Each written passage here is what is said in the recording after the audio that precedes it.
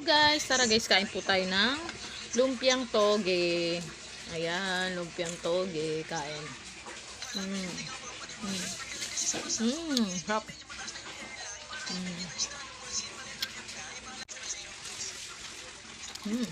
Sarap. Sarap. Sarap natin suka.